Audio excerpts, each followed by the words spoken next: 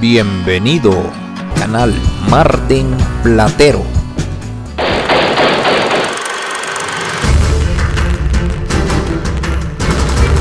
Hace más de 4 años, El Salvador era la nación más insegura de la región, un país infestado por pandillas y la criminalidad era noticia todos los días.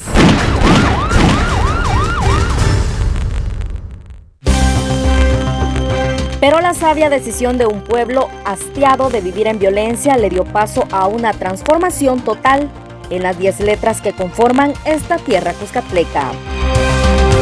Vamos a construir el país que merecemos.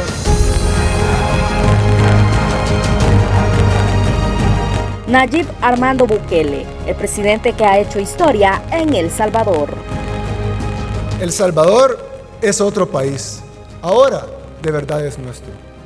Ahora tenemos un nivel de seguridad de que países de Latinoamérica sueñan.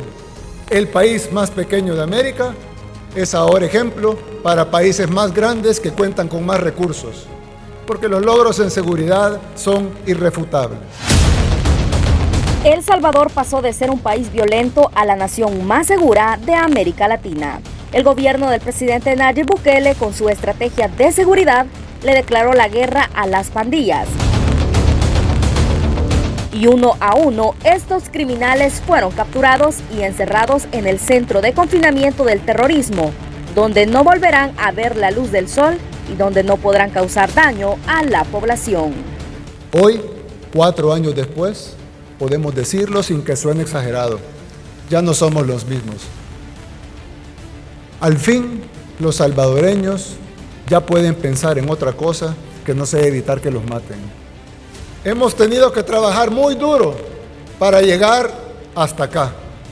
Y lograr lo que aquí hemos logrado no ha sido el trabajo de pocas personas, sino una labor titánica de miles de salvadoreños. Algunos de ellos incluso perdieron su vida para salvarla de otros. Ahora son 4 años que los salvadoreños respiran en un ambiente de paz y tranquilidad, lo que ha llevado a posicionar a El Salvador como un referente en la región, en seguridad, turismo, crecimiento económico, desarrollo e inversión. Y cada día son más las empresas internacionales que tienen confianza en el país.